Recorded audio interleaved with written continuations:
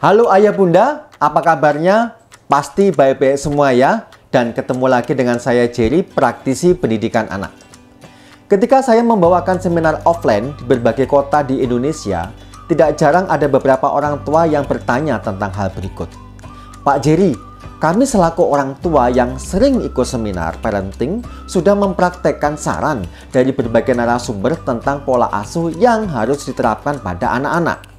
Tapi kadang apa yang kami selaku orang tua ajarkan pada anak bertolak belakang dengan yang diajarkan oleh kakek neneknya.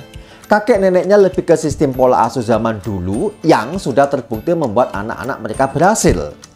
Mereka merasa lebih berpengalaman daripada kami orang tua zaman sekarang. Misalnya, tentang apa yang harus kami ajarkan di masa-masa keemasan intelektual anak, di mana harus banyak diberikan rangsangan stimulasi ke otak anak, seperti banyak berbicara dan menjelaskan apa yang dikenalkan. Atau memperkenalkan bahasa asing, terutama bahasa Inggris sedini mungkin dengan mendengarkan melalui audio CD. Namun, kakek neneknya selalu beranggapan bahwa hal itu tidak perlu dilakukan. Biarlah anak tumbuh secara alami.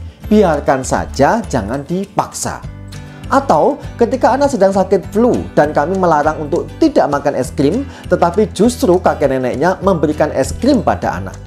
Terhadap situasi seperti ini, bagaimana kami selaku orang tua menyikapinya? Apakah itu akan berpengaruh pada perkembangan intelektual anak?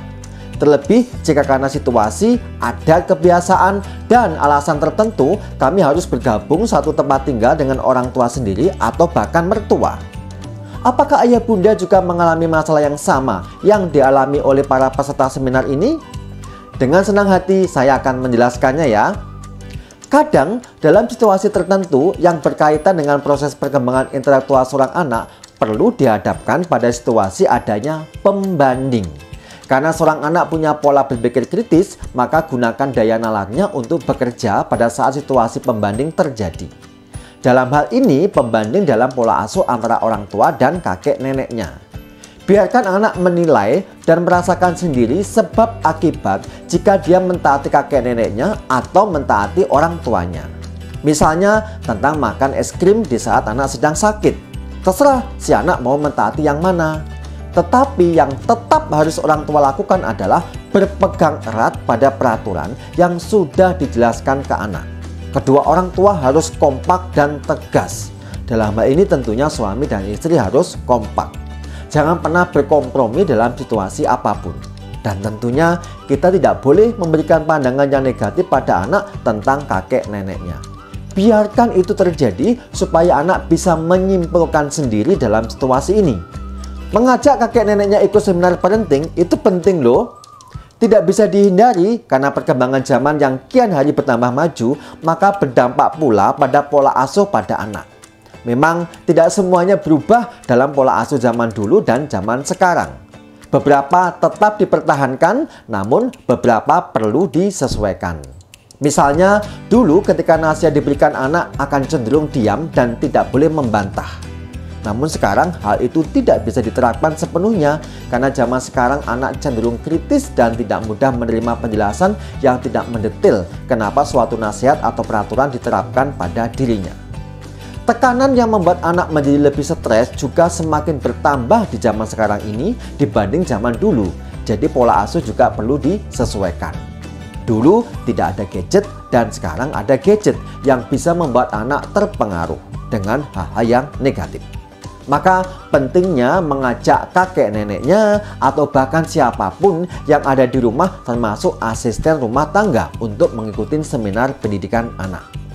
Anak-anak bergaul akrab dengan anggota keluarga saat kedua orang tuanya pergi bekerja. Maka dengan membekali anggota keluarga yang lain tentang cara mendidik anak, itu akan sangat bagus ketika anak berinteraksi dengan mereka. Misalnya, seorang asisten rumah tangga tidak akan menonton TV, apalagi jika tayangannya mengarah ke hal-hal yang tidak senonoh seperti tayangan film kekerasan atau tayangan adegan-adegan vulgar di sinetron ketika bersama anak. Saya masih ingat ketika kali ketiga menyampaikan seminar parenting di kota Samarinda, ada pembelian tiket double dengan satu nama peserta orang tua, namun yang datang 10 orang. Kakek, nenek, mertua, suster, asisten rumah tangga, dan bahkan sopir diajak semuanya. Wow, Luar biasa ya peserta ini. Ketika saya tanya alasan kenapa semua anggota keluarganya diajak ke seminar, karena katanya dia mengikuti saran Pak Jerry untuk juga mengedukasi semua anggota keluarga yang lain supaya mereka paham cara mendidik anak.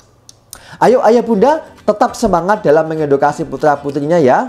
Dan libatkan anggota keluarga yang lainnya juga, karena anak-anak tinggal bersama dengan mereka. Terima kasih telah menonton video ini. Jangan lupa untuk like, komen, share, dan juga subscribe. Sampai jumpa di video berikutnya.